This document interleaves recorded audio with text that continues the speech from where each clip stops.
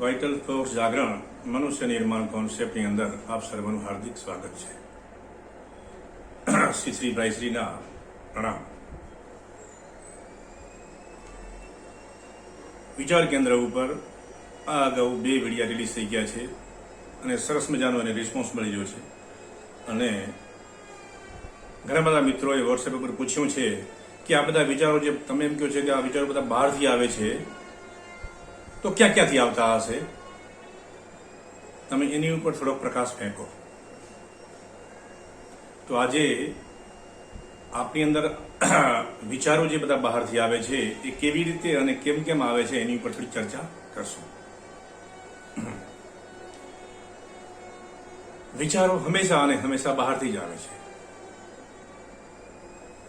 આપણા પરિવારના સભ્યો જેની સાથે આપણે ઋણાનુબંધ છે, પોઝિટિવ અથવા તો નેગેટિવ, એવા સંબંધો જે વ્યક્તિઓ સાથે હોય ત્યાંથી પણ વિચારો આપણા દિમાગમાં ઘૂસે છે.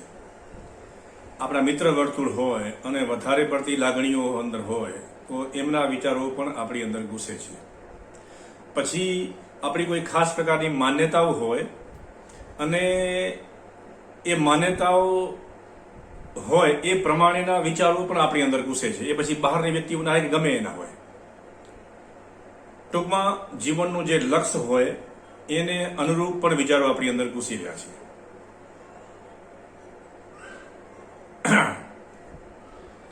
અને વિચારોની પ્રબળતા કેટલી હોય છે એ આપણે પછી વાત કરશું. તો આવી રીતે બધા વિચારો બહારથી આપણી અંદર ઘૂસી રહ્યા છે. ધારો કે પહેલા આપણે બહેનોની વાત કરીએ, મહિલાઓની. કે મહિલાઓ ઘરની અંદર રોજબરોજના કામ કરતી હોય, રૂટીન કામ, એની અંદર ઘણી વખત વિચાર આવે છે કે આજે જમવાનું આ બનાવીએ. તો તમે એવું ના વિચારશો કે એ વિચાર એનો હતો. એ વિચાર એ પોતાનો જ હતો એની શક્યતા ખાલી 5% છે.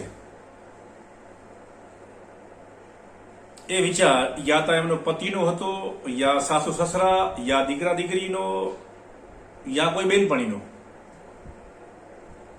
યા તો જેની સાથે લાગણીની રીતે જોડાયેલા હોય એવી વ્યક્તિઓ પાસેથી આવ્યો. અથવા તો જે લોકો ખાવા પીવાના શોખીન માણસો હોય બીજા કોઈ એમના ફ્રેન્ડ્સની અંદર, તો ત્યાંથી પણ આ વિચાર આપણી અંદર ઘૂસી શકે છે અને આપણા માઇન્ડમાં બ્લિંક થાય છે અને આપણે એવું માનીએ છીએ કે આ વિચાર મને આવ્યો. અમને એકાદ વર્ષ પહેલા એક બેન અમને મળેલા, એનો એક વિચિત્ર અનુભવ મને કીધો કે મને એવા વિચારો આવે કે મારે આ ડ્રેસ ખરીદવો જોઈએ, યા ઘરની કોઈ એવી ચીજ વસ્તુઓ, બંગડીઓ છે, આ તે સાડી વગેરે વગેરે, ઘણું બધું, પર્સ. અને હું બજારમાં જઈ અને 2, 3, 4, 5 હજાર રૂપિયાની વસ્તુ ખરીદી લઉં. અને પછી ખરીદીને જ્યારે ઘરમાં આવું પછી લગભગ 2-4 કલાક પછી મને એમ લાગે કે આ ખરીદી મેં શા માટે કરી, મારે આની કોઈ જરૂર નથી, તો હું શું કામ આ ખરીદી કરી લાવી. અને જ્યારે એને ખરીદી કરવાની ઈચ્છા હતી, એટલી બધી પ્રબળ ઈચ્છા હતી કે બસ એને ધરાર કરવી જ પડી. એના માઇન્ડને એવું કરવું જ પડ્યું. બસ આ છે પ્રભાવ. યા તો એના ઘરમાં એવી કોઈ વ્યક્તિ છે કે જેને આ વસ્તુની જરૂર હતી, એના દિમાગમાં એ વસ્તુ ચાલતી હતી. યા તો એમની કોઈ બહેનપણી હતી કે જેની સાથે લાગણીના સંબંધો હોય અને એમના દિમાગની અંદર આ વસ્તુ ચાલતી હતી અને એની ઇન્ટેન્સિટી હાઈ હતી. એટલે આ બેહોશ મનુષ્યના દિમાગમાં આ વસ્તુ ઘૂસી અને એને એમ કરવા માટે મજબૂર કરી નાખ્યું. બસ સવારથી સાંજ સુધી બધાની સાથે આમ જ ચાલે છે. એટલે રશિયાનો એક ચિંતક થઈ ગયો, યોગી ગુરજીએફ, એવું કહે છે કે બધું જ થઈ જાય છે, કોઈ કાંઈ કરતું નથી. તો એ વ્યક્તિના વિચાર ક્યાંથી આવ્યો? એમની પાસે વિચાર ક્યાંક બીજેથી આવ્યો હશે. તો એ વિચારોનું મૂળ ઉદ્ગમ સ્થાન ક્યાં હતું એ શોધવું લગભગ મુશ્કેલ છે. અસંભવ તો ના હોય પણ લગભગ મુશ્કેલ છે. પણ મારી પાસે જે વિચાર આવ્યો એ કઈ વ્યક્તિ પાસેથી આવ્યો એને જાણી શકાય છે. એક ખાસ ટેકનિકો દ્વારા, ઓબ્ઝર્વેશન દ્વારા જાણી શકાય છે. પણ એના દિમાગમાં ક્યાંથી ઘૂસ્યો એ એનું મેટર છે. તો ઘરની અંદર એક વ્યક્તિ ટેન્શનમાં રહે છે, એક વ્યક્તિ ખુશીમાં હોય છે, એક વ્યક્તિ પોઝિટિવ હોય છે, એક વ્યક્તિ નેગેટિવ હોય છે, એક વ્યક્તિ તંદુરસ્ત હોય છે, એક વ્યક્તિ રોગિષ્ટ હોય છે. આ બધાની પાછળનું કારણ, સારું અથવા ખરાબ, એ બધું જ આજુબાજુના માહોલમાંથી આવે છે. અને આ આજુબાજુના માહોલમાંથી આવે છે અને આપણી સાથે જે વિચાર પ્રક્રિયાઓ થાય છે અને પછી આપણે એ રીતે વર્તીએ છીએ, આને કહેવાય અકસ્માતનો નિયમ. અને એની અંદર 10 થી 15% આપણું ભાગ્ય હોય છે, જેને પ્રારબ્ધ કહેવાય છે. બાકી 85% તો અકસ્માતના નિયમમાં બધું ઘૂસી જાય છે અંદર, કારણ કે આપણે હોશમાં નથી. ભાઈઓની વાત કરીએ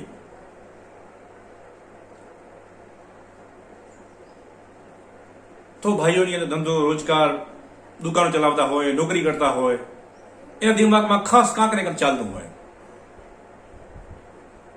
અને ઘૂસી જાય છે અંદર.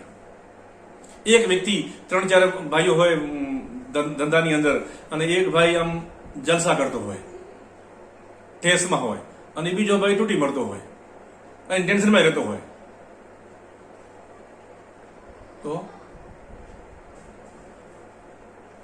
તો જે ભોગવે છે એની ભૂલ છે. શા માટે? કારણ કે એ કોઈ ભયવશ પોતાની નબળાઈ અને માની લે છે અને આજુબાજુના વિચારો એની ઉપર હાવી થાય છે. અને ઘણી રીતે તો લોકો એને રીતે ટોર્ચર પણ કરતા હોય છે. જે વ્યક્તિ સફળ છે એને એ રીતના રિસ્પોન્સ મળતા હોય છે, એના ગુણગાન ગવાતા હોય છે, તો એને એવા પ્રભાવો મળતા હોય છે. આખું જગત આમ ચાલે રાખે છે. મને જ વિચાર થયો કે મારે જીન્સની પેન્ટ ખરીદી છે, આમ છે તેમ છે, અને હું બજારમાં ગયો અને જીન્સની પેન્ટ લાવ્યો, મને ગમી ગઈ.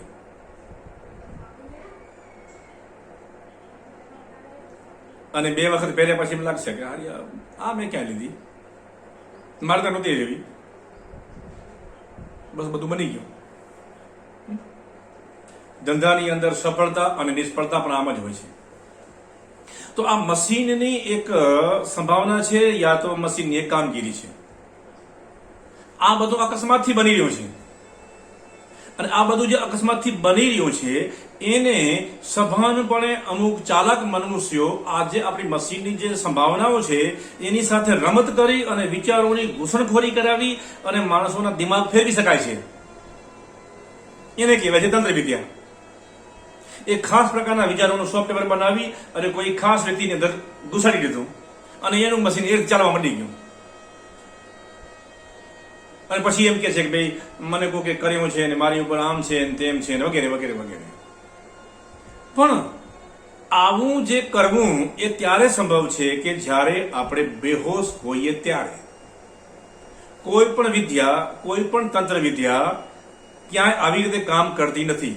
એ અને કામ કરી જાય છે એનો મતલબ એટલો છે કે આપણે બેહોશ છીએ. આવી વિદ્યાઓ કર્યાવાળા દુનિયામાં બહુ નથી હવે. આ ખાલી માણસની જાતની અંદર રહેલી નબળાઈનું એક બહાનું છે કે મારી ઉપર કોકે કાંક કરી નાખ્યું છે.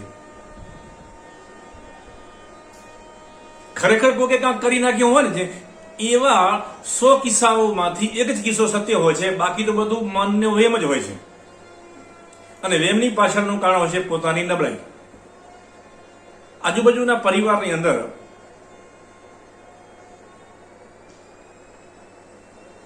મારે અમુક ચર્ચા તમને કરવી પડશે. ઇન્ટેન્સિટી, વિચારોનું ઘનત્વ, વિચારોની પ્રબળતા, જેને સ્પીડ કહેવાય, ઘનત્વ કહેવાય યા એની પ્રેશર કહેવાય. તો પરિવારની અંદર જે વ્યક્તિની વૈચારિક પ્રબળતા, ઇન્ટેન્સિટી જેની હાઈ હોય અને એના દિમાગની અંદર જે તે અભિગમ ચાલતો હોય, યા સારો હોય યા ખરાબ હોય, એવી રીતે એના પરિવારમાં બધું જ બનવા માંડે.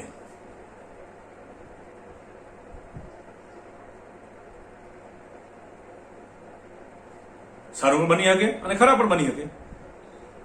હવે જો ધારો કે કોઈ વ્યક્તિનું ભાગ્ય ખરાબ છે, એની જન્મ કુંડળીમાં લખેલું છે કે તારી સાથે આમ બનવાનું છે, તેમ બનવાનું છે, તને સફળતા નહીં મળે, વગેરે વગેરે વગેરે, તો એનો મતલબ એટલો છે, ભાગ્ય અને કુંડળીમાં ગોઠવાયેલા ગ્રહો એ આપણી આજુબાજુ રચાયેલો માહોલ છે. તો જેના જીવનમાં કોઈ દુર્ભાગ્ય કામ કરતું હોય અને પુરુષાર્થ કરવા છતાં પણ જો એને સફળતા ન મળતી હોય, તો પોતાની ઉપર હોશ રાખીને એ વ્યક્તિ જો પરિવારથી અમુક ખાસ સમય સુધી દૂર રહે તો બધા જ ગ્રહો એને અનુકૂળ થવા માંડી જાય. પણ આ કરવું મુશ્કેલ છે. શા માટે? કારણ કે એ આપણી થોટ પ્રોસેસ યા આપણી બિલીફની વિરુદ્ધનું કામ છે. કારણ કે આપણે એવું સ્વીકારવામાં આવેલું છે કે પરિવારની સાથે રહેવું જોઈએ, પરિવારમાં પ્રેમ હોવો જોઈએ, બધું જ આવી રીતે અંદર ઘુસાડીને આપણે નિષ્ફળતા તરફ ધકેલવા માટે મજબૂર કરવામાં આવે છે. તો દર્શક મિત્રો, આ જગતમાં કોઈ કોઈનું છે જ નહીં. એટલે જો તમારા જીવનમાં કોઈ ખાસ મુશ્કેલી છે, ખાસ પ્રોબ્લેમ છે, અને જો તમે તમારા પુરુષાર્થ થકી પણ તમે સફળ થતા નથી, અથવા તો તમે ઘણી બધી મહેનત કરી છતાં તમને એનું રિઝલ્ટ નથી મળતું, તો એનું કારણ કોઈ બાહ્ય નથી, તમારા પરિવારમાંથી કોઈ પણ વ્યક્તિની એવી ઇન્ટેન્સિટી છે કે જે તમારા મશીન સાથે મેચ થતી નથી. તો તમારે તમે 1000 ઉપાય કરશો, એનો અંદર કોઈ ફાયદો થવાનો નથી. તો સૌથી પહેલો ઉપાય છે કે એ મારા ઘરની અંદર કઈ વ્યક્તિ એવી છે કે જેની ઇન્ટેન્સિટી મને ડિસ્ટર્બ કરે છે, એ વ્યક્તિને શોધી કાઢવી અને એ વ્યક્તિને સમજાવવાનો પ્રયત્ન કરવો અને એમની વૈચારિક પ્રક્રિયામાં ફેરફાર કરવો જો શક્ય હોય તો બધું વેરસર થઈ જવાનું. પણ જો એ કરવું શક્ય ના હોય તો તમારે ખાસ પ્રકારની સાધનાઓ દ્વારા એ વ્યક્તિ તરફ આવતા જે તરંગો છે એને કાપી નાખવાના હોય. એ તરંગો કાપી અને પછી તમારે જે કરવાનું હોય, જે જીવનનું લક્ષ્ય હોય, એ તમે કરવા માંડો તો સફળતા અવશ્ય મળે. આ એક કોમ્પ્યુટર ગેમ સિવાય કશું છે જ નહીં. પણ આ કોમ્પ્યુટર ગેમ એટલી જટિલ છે અને સમજવી થોડીક અઘરી છે. એટલે એના ઉપાય તરીકે આ બધી જ પ્રકારના દેવી દેવતાઓ, મંત્રો, અનુષ્ઠાનો વગેરે વગેરે આપણી અંદર એપ્લાય થયા અને એક ઉપાય તરીકે અંદર રજૂ થઈ ગયા. તો એક રીતે એ બધું સારું જ છે, કઈ ખોટું નથી. પણ મુશ્કેલી ક્યાં સર્જાણી? મુશ્કેલી ત્યાં સર્જાણી કે જે ઉપાયો તરીકે આપણા જીવનમાં આપણે લાદ્યા હતા એને જ આપણે ધાર્મિકતા અથવા તો આધ્યાત્મિકતા અથવા તો આપણા જીવનનું લક્ષ્ય સમજી લીધું. આ આપણી મુશ્કેલી. આ મુશ્કેલી પાછી શું કામ આવું આપણે શું કામ માન્યું? કારણ કે આપણે બેહોશ છીએ. આપણે બેહોશ શા માટે છીએ? કારણ કે આ મશીન શરીર સિસ્ટમ સાથે વિચાર, ભાવ, અહેસાસ અને ક્રિયાની સાથે આપણે આપણી જાતને જોડી દીધી છે. અને આ છે બધા જ અજ્ઞાનનું કારણ. એટલે અમે અમારા સેન્ટરો ઉપર કોઈ મુશ્કેલીવાળા માણસો હોય અને પુરુષાર્થ કરવા છતાં પણ જો એમાં સફળતા ન મળતી હોય તો પરિવારની અંદરથી કઈ વ્યક્તિ પાસેથી કઈ નેગેટિવ ઇન્ટેન્સિટી આવી રહી છે, આ હેતુપૂર્વક હોઈ શકે અને અકસ્માતના નિયમથી પણ હોઈ શકે. એટલે જ્યાંથી પણ નેગેટિવ ઇન્ટેન્સિટી આવી રહી છે એ ખરાબ છે એવું કહેવું યોગ્ય નથી. પણ જો મારી બાજુમાંથી કોઈ નેગેટિવ ઇન્ટેન્સિટી આવતી હોય મારી તરફ અને મારી જાત ડિસ્ટર્બ થતી હોય તો એવી વ્યક્તિને શોધી કાઢી અને ત્યાંથી વૈચારિક તરંગોને કાપી નાખવા. અને કાપી નાખવાની ટેકનિકો અમારી પાસે છે. તો વ્યક્તિ કોઈ ખરાબ નથી.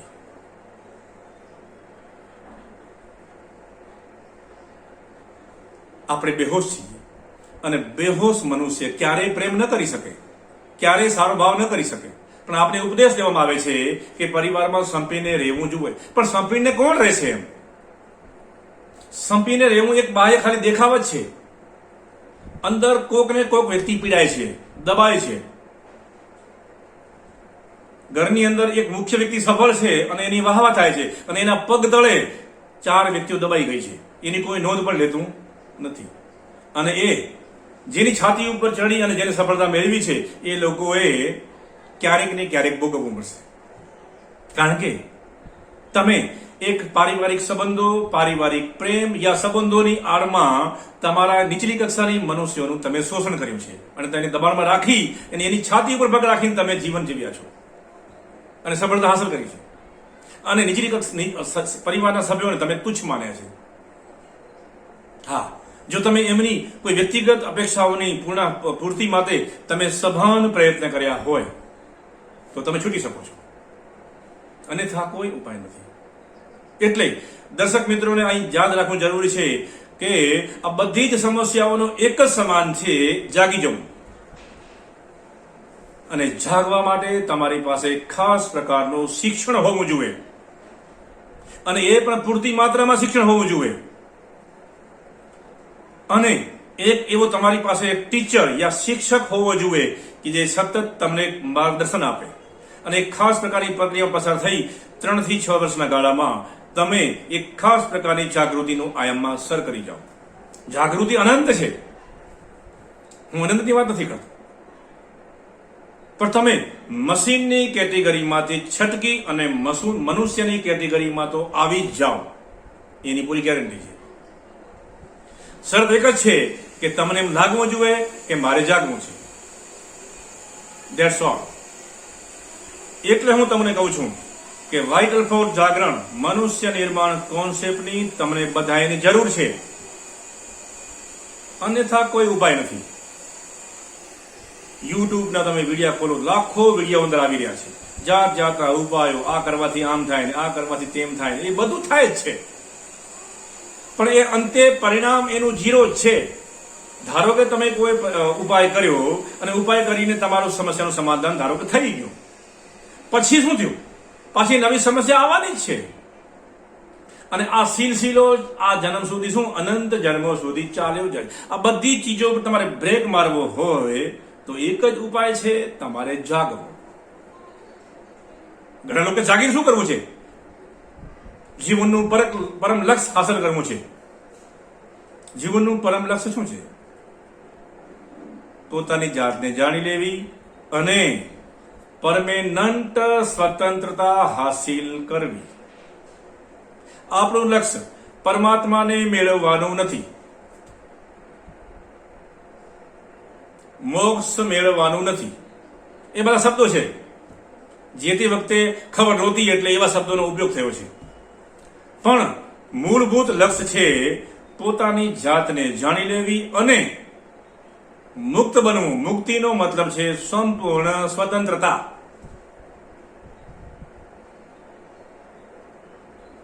આટલું જ તમારે યાદ રાખવાનું છે અને એ કરવા માટે તમારે જે કરવાનું હોય બધું કરી લેવાનું હોય. તો દર્શક મિત્રો, તમે આ વિડીયોને વધુમાં વધુ શેર કરજો. શા માટે? કારણ કે આ સાધનાની અને સમજની રેખા નંબર 2 નું કામ છે. તમને થશે કે આ રેખા નંબર 2 શું છે? તો રેખા નંબર 2 1 2 3 રેખાઓ હોય છે, એની ઉપર આપણે પછી ચર્ચા કરશું. પણ અત્યારે તમે માની લો કે આ વિડીયોને વધારેમાં વધારે શેર કરવો અને વધુ લોકો સુધી આ જ્ઞાન પહોંચે, એના માટે આ રેખા નંબર 2 નું કામ છે.